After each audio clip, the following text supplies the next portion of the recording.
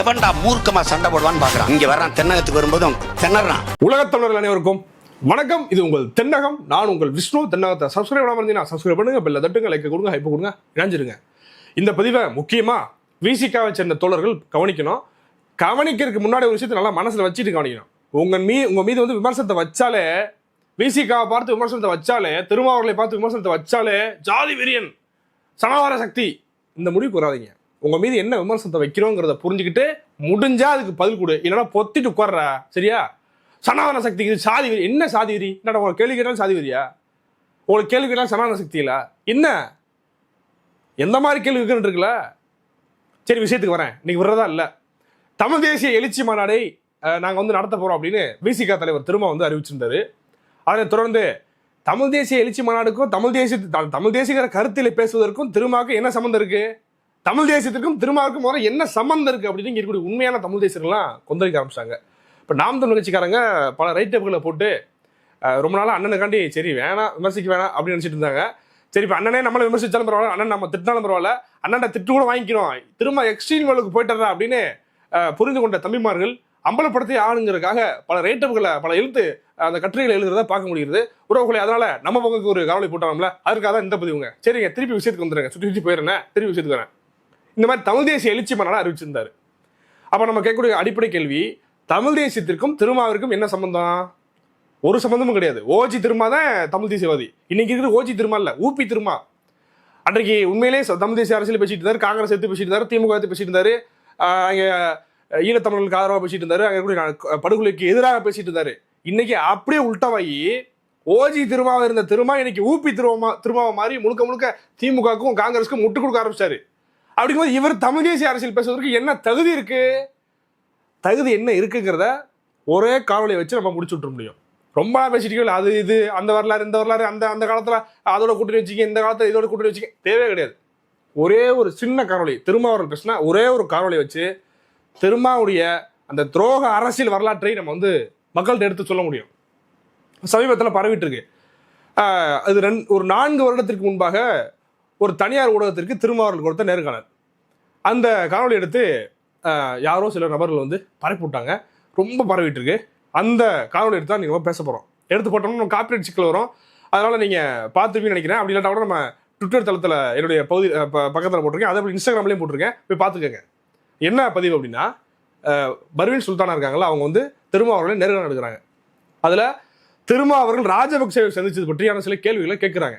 அதுக்கு திரும்ப என்ன சொல்றாரு தெரியுமா? நாங்கள் இப்படி சந்திச்சோம், அதை பண்ணோம், எங்களை வந்து அவங்க கூட ராஜ விருதில் ஈடுபட்டார்கள் அப்படின்னு சொல்றாங்க. அதெல்லாம் மிகையா இருக்கு அப்படி இப்படின்னு சொல்லி அதை வந்து சப்பக்கட்டு கட்டுறாரு. ராஜபக்சே சந்திச்சோம், அதற்கான காரணம் வேற, நான் ஒரு இந்திய பிரதிநிதியாக போயிருந்தேன், புலிகளின் பிரதிநிதியாக போயிருந்தேன் அப்படின்னு சொல்லி சப்பக்கட்டு கட்டுறாப்புல. ஒரு கட்டத்துக்கு மேல உண்மையா சொல்லிட்டாருங்க மனுஷன். உண்மையை சொல்லிட்டாரு. அவர் மீறி வந்துருச்சா நமக்கு என்னன்னு தெரியல. இருந்தாலும் உண்மையை சொல்லிட்டாரு. சத்தியமா சொல்றேன், எந்த ஒரு தமிழனுக்கும் உண்மையிலே மரபணுல வந்து அந்த தமிழின உணர்வு இருக்கக்கூடிய எவனுக்குமே அந்த பேச்சு வராது. அந்த பேச்சை திரும்ப பேசியிருக்காரு. ஏன்னா சொல்லிட்டே இருக்கே தவிர என்ன சொல்றான்னு சொல்ல மாட்டேங்கிறீடா நீங்க நினைக்கலாம். இருங்க வரேன். சொல்றாரு, ராஜபக்சே நீங்க போய் கையை கொடுத்தீங்களே அப்படின்னு அந்த மாதிரியான அந்த கேள்வி அதை பத்தி போயிட்டு இருக்கு. அப்ப சொல்றாரு, நான் நின்று கொண்டு இருக்கும் பொழுது டிஆர் பாலு எனக்கு முன்னாடி நின்றாரு. ராஜபக்சே டிஆர் பாலுக்கு அங்கிட்டு இருந்த ராஜபக்சே அவரை தள்ளி தாண்டி வந்து என்னுடைய கையை பிடித்து குலுக்கு என்று குலுக்கினார் அப்படின்னு ஒரு உருட்டை போடுறாப்புல. அது காணொலி வீடியோ வந்துருச்சு, பார்த்துருப்பீங்க. இவர் தான் போய் கை நீட்டாப்புல, எப்படி இந்த அமித்ஷா போது அப்படின்னாப்புல. அதே மாதிரி இவரா கையை நீட்டி கை கொடுக்குறாப்புல. சரி, அதை கூட விட்டுருங்க, கை தானே கொடுத்தாரு. சரி, அரசியல் மாண்புன்னு வச்சுக்கிறோமே, தோழமை சுட்டல் அப்படின்னு கூட வச்சுக்கிறோமே, அதெல்லாம் விட்டுருங்க. அதுக்கப்புறம் ஒரு சொல்றாரு, புகைப்படம் எடுக்க போனோம், நாங்களாம் சேர்ந்து 1-2 புகைப்படம் எடுக்க வந்தாங்க. அப்போ நிற்கும் பொழுது ராஜபக்சே என்னை பார்த்து சொல்றாரு, இவர் வந்து பிரபாகரன் ஆளு, இவர் வந்து போர் நடக்கும்போது யுத்த காலத்தில் அவர் இருந்திருந்தாருன்னா இவர் மேலே போயிருப்பாரு அப்படின்னு சொல்லிட்டு சிரிச்சாரு.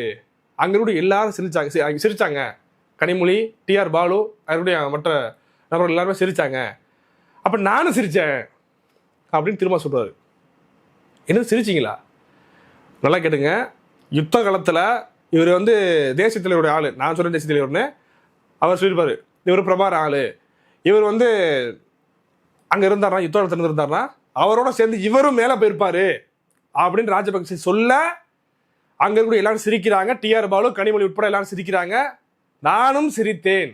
எழுந்து நீங்க சிரிச்சீங்களா, சிரிச்சீங்களா அப்படின்னு நெறியாளர் பர்வீன் சுல்தான் அவர்கள் கேட்குறாங்க. அதாவது இதெல்லாம் சொல்லிட்டு இருக்காருங்க, திருமாவளவன் சொல்றாருங்க. அந்த விஷயத்த சொல்லிட்டு இருக்கும்போது பர்வீன் சுல்தான் அவர்கள் கேள்வி கேட்குறாங்க, என்னது நீங்க சிரிச்சீங்களா, உங்களுக்கு கோவம் வரலையா, பார்க்கும்போதே வந்து ரொம்ப இதா இருக்குங்க, அது அடக்க முடியாத கோவம் வருது, நம்மளை ரொம்ப அவமானப்படுத்திருக்காங்களே அப்படின்னு. இல்லை இல்லை, அது வந்து அப்படி இல்லை, அவமானமாக நீங்கள் பார்க்கக்கூடாது. என்னை வந்து புலிகளின் பிரதிநிதியாக அவங்க பார்க்குறாங்க, நான் எவ்வளோ பிரபாகரனுக்கு நெருக்கமாக இருந்தேன்னு பார்க்குறாங்க, அப்படிதான் நீங்கள் பார்க்கணும். யார் சொல்றா? திருமா. சரிங்க, அவ்வளோதானா, அது எப்படி அதுக்கு எப்படி சொல்லாமா அப்படின்னு திருப்பி வைக்கிறாங்க. இல்லை அது வந்து என்ன ஃப்ரெண்ட்லியாக தானே சொல்லுவார், ஒரு நட்பா, ஒரு ஃப்ரெண்ட்லியாக சொல்கிறாரு. எப்படி 2 லட்சம் தமிழர்களை கணக்கில் இழங்காதது சொல்கிறோம், குற்றவங்களும் சொல்லிட்டு 1.5 லட்சம் தமிழர் 2 லட்சம் தமிழர் அப்படின்னு. அதுக்கு மேலே இருக்கலாம், 5 லட்சம் தமிழர்களாக இருக்கலாம். சரணடைந்தவர்கள் காணாமக்கப்பட்டார்கள், எங்கே அவங்க இப்போ இருக்காங்களா? செம்மொழியில் தோண்ட தோண்ட பிணங்க அந்த எலும்பு கூடுலாம் வந்துட்டு இருக்கு. எத்தனை லட்சக்கணக்கான தமிழர்களை கொண்டாயினா தெரியல, கணக்கிலே இல்லை. அப்போ அத்தனை பேரை கொன்னு குவிச்ச ஒருத்தன் சொல்றான், அந்த மக்கள் சாகும்போது 2 லட்சம் தமிழர்கள் சாகும்போது 3 லட்சம் தமிழர்கள் சாகும்போது நீ அங்க இருந்தீனா நீனு மேல போயிருப்ப அப்படின்னு சொல்லி சிரிக்கிறானா, நமக்கு சிரிப்பு வருமா? திருமாவர்களுக்கு சிரிப்பு வந்திருக்கு. அது ஃப்ரெண்ட்லியா சொன்னாரு, ஃப்ரெண்ட்ஷிப்பா சொன்னாரு, ஃப்ரெண்ட்லியா சொன்னாரு, நட்பா தானே சொன்னாரு அப்படின்னு சொல்லி பேட்டி கொடுத்தாருங்க. அதையுமே சிரிச்சுட்டு சொல்றாருங்க, ஃப்ரெண்ட்லியா தான் சொல்றாரு. ஃப்ரெண்ட்லியா? இது 4 வருடத்திற்கு முன்பாக கொடுத்த ஒரு பேட்டியில திருமாவர்கள் பதிவு பண்ணது. அது இன்றைக்கு பரவிட்டு இருக்கு. தமிழ் தேசிய எழுச்சி மாநாடு போறாருல திருமா, அதனால இதெல்லாம் எடுத்து சொல்ல வேண்டியிருக்கு மக்களுக்கு. பலருக்கு கவனிச்சிருக்க மாட்டாங்க, இவருடைய அரசியல் என்னங்கிறத பார்த்துருக்க மாட்டீங்களா, அதெல்லாம் எடுத்து சொல்லணும்ல. அதற்கான இவர் உண்மையிலேயே தமிழ் தேசியவாதியா, தமிழ் தேசிய எழுச்சி மாநாடு போடுவதற்கு இவருக்கு தகுதி இருக்காங்கிறத சொல்ல வேண்டியிருக்குல்ல, அதற்காக தான் சொல்றேன். எப்படிங்க 2 லட்சம் தமிழர்களை கொன்று குவித்த ஒருத்தன் அந்த 2 லட்சம் பேரோட நீ தான் நீ செத்து போயிருப்படா அப்படின்னு சொல்லும்போது அது ஃப்ரெண்ட்லியா சொன்னார நாங்கள் எப்படிங்க எடுத்துக்க முடியும்? திருமாவர்களே, ஒரு பேச்சுக்கு ஒரு மிகைக்கான்னு சொல்றேன். உங்களுடைய உறவினர்களை, உங்களுடைய தாயை, உங்களுடைய தந்தையை, உங்களுக்கு கல்யாணம் ஆகல, ஒரு கல்யாணம் அமைச்சா உங்க மனைவியை, உங்க பிள்ளை பிள்ளையை, உங்க சகோதர சகோதரிகளை, உங்களுக்கு ஒரு குடும்பம் இருந்து உங்க ஒட்டுமொத்த குடும்பத்தை நான் தான் கொண்டு குவிச்சேன், அங்க நீங்க இருந்தா நீனு செத்துருப்ப அப்படின்னு சொல்றத நகைச்சுவை எடுத்துக்கிறீங்களா? இது மாதிரி இந்த இடத்துல நீங்க பொருத்தி பார்த்துருக்கணுமா இல்லையா? உங்களை தலைவர் நம்பினாரு. அந்த சந்திப்பு, அந்த நிகழ்வுக்கு பிறகுதான் ஒட்டுமொத்த ஈழத் தமிழர்களும் உங்களை வந்து நம்புறதில்லை, உங்களை வந்து எதிர்க்க ஆரம்பித்தார்கள். இன்றைக்கும் வெளிநாட்டில் சில நபர்கள் வந்து உங்களுக்கு முட்டு கொடுத்துட்டு இருப்பாங்க, அது ஏதோ பிழைப்பை கண்டி. நீங்க இந்த பேசுறீங்களா, இதெல்லாம் எடுத்து சொல்லணும். இப்போ தலைவரை கொச்சப்படுத்துறீங்க, மூவேந்தர்களை கொச்சப்படுத்துறீங்க, இதெல்லாம் இருக்குல்ல. இதுக்கு முன்னாடி நீங்க எந்த அளவுக்குலாம் பேசியிருக்கீங்க, உங்களுக்கு செயல்பட என்னவா இருக்குங்கிறதா உங்க வாயிலிருந்து இருக்குல்ல. நீங்க வாய் தான் பேசியிருக்கேன், அந்த வாயிலிருந்து வந்த வார்த்தையில எடுத்து சொல்ல வேண்டியிருக்கல. அதுதான் அந்த விஷயத்த சொல்றேன். இதை தமிழர்கள் பார்த்துக்கணும். இவர் தமிழ் தேசிய எழுச்சி மாநாடு போடுவதற்கு தகுதியான ஆளா? என்ன தகுதி இருக்குன்னு கேட்கிறேன் நான்.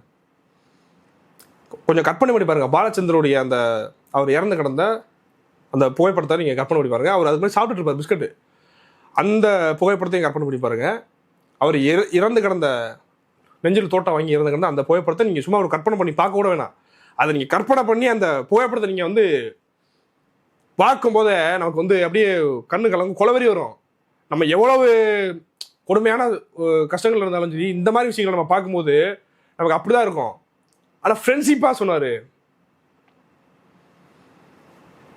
இவர் தமிழ் தேசிய எழுச்சி மாநாடு போடுவார், எங்க கூட தமிழர்களை ஏமாற்றுவார், நம்மளாம் பார்த்துட்டு கை தட்டிட்டு சிறப்பாக திருக்கி விட்டாரு நம்ம சொல்லணும்.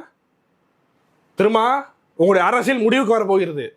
இந்த விஷயத்தை பார்த்துட்டு விசிக கரண்ட கேட்கறா, ஒவ்வொருத்தனையும் இருந்தா 1 லட்சம் தமிழர்கள் 2 லட்சம் தமிழர்களை கொன்று குவித்த ஒருத்தன் நீ அங்க இருந்தா நீ செத்து போயிருப்படா அப்படின்னு சொல்லும்போது உங்க தலைவருக்கு கோவம் வராம சிரிப்பதுதான்.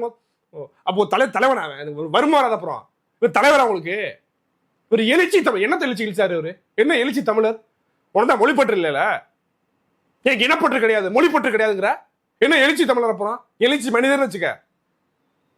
எழுச்சி மனிதர் திருமா போடு போஸ்ட் விட்டு. என்ன திருமா? என்ன திருமா? மன்னர்கள் மீது எனக்கு அபிப்பிராயமே கிடையாது, சனாதன சக்தியாக இருந்தார்கள், தமிழை அழித்தார்கள். என்ன திருமாவளவனுங்கிறது என்ன பேரு? உங்க உண்மையான பேரை வைங்க. நாடகம். யார் சாதிவரி? திரும்ப அமைச்சுதான் சாதிவரியா? ஒரு புறம்போக்கு போடுறான். இடுமான கார்த்தி எனக்கு மெசேஜ் அனுப்பியிருக்கான். எங்க தலைவர் திருமாவளி கருணாங்கிற நீயும் உங்க அண்ணன் சீமான் அவர்களும் வாங்க எங்க ஊர் பக்கம் பெரம்பலூர் அதை போட்டுருந்தேன். அந்த பக்கம் வாங்க, பெட்ரோல் குண்டு அடிக்கிறேங்கிறான், வெடிகுண்டு அடிக்கிறேன் வண்டியில வாங்க, தனியா வாங்குங்கிறான். பொறுக்கி கும்பலை உருவாக்கி வச்சு தெரியுங்க தெரியுமா? பொறுக்கி கும்பலை இவங்கெல்லாம் மாற்றத்தை உருவாக்க போறாங்க. சனாதன சக்தியை கிழிக்க போறாங்க. சனாதன சக்தியை கிழிக்க போற நீங்க என்ன புடுங்க இருக்க பாஜக கூட்டணி வச்சீங்க? ஹெச்ராஜா எம்எல்ஏ ஆனதுக்கு நீங்களும் ஒரு காரணம் தானே. இன்னைக்கு உண்மையான தமிழ் தேசிய அரசு தூக்கி பிடிச்சா அவங்க வந்து RSS கைக்கூலிகள் நம்மள சொல்றது வெறி வரும் பாருங்க. அப்படியே எங்க அண்ணன் பிடிச்சி வச்சிருக்காரு. சீமான மட்டும் உண்மையா சொல்றேன், எங்களை கண்டுக்காம விட்டாருன்னு வச்சுக்கிறேன். விசிகாவெல்லாம் அவருடைய உங்களுடைய செயல்பாடு எடுத்து நம்ம பேசினாலே போதும். உங்க கட்சிக்காரவே உங்கள்கிட்ட இருக்க மாட்டான். இன உணர்வு கொண்ட மான தமிழ் அங்கே இருக்கான். அங்கே இருக்கிற மான தமிழன் தான், நான் சொல்லலை, இல்லைன்னு சொல்லலை. வேற வழியெல்லாம் முட்டு கொடுத்துட்டு உண்மையிலே சாதி வெறியோடு இருக்கக்கூடிய நீங்க தான்டா அங்க இருக்கக்கூடிய நபர்கள். சொல்றேன், திரும்ப என்ன சொன்னாலும் சரி, அவர் விமர்சிச்சுட்டாலே எங்களுக்கு ஒரு முத்த குத்தில எங்களை சாதி வெறின்னு சொல்றீங்க பண்றா. நீங்க என்ன மிகப்பெரிய சாதி வெறிங்க? எப்படா எங்கடா சாதி வெறி பார்த்தோம்? நாங்க தமிழ் தேசியர்கள் எங்க சாதி வெறி பார்த்தோம்? எங்க சாதி வெறியோடு பழகணும்? யார்கிட்ட பழகணும்? உங்களை விமர்சிச்சா சாதி வெறி. திரும்ப நம்ம சமூகத்தில் பிறந்திருக்காருன்னு நினைச்சுக்கிட்டு அவர் என்ன பண்ணாலும் முட்டு கொடுக்குற பத்தியா? உண்மையான சாதி வெறி நீ தான். தப்பு என்ன சரி என்ன நீ பிரிச்சு பாரு. நீயே சொல்லு, 2 லட்சம் தமிழர்கள் சாகும்போது அங்கதான் நீ செத்து போயிருப்ப அப்படின்னு ராஜபக்சே சொல்லுவாரா? உங்களால் சிரிப்பாரா?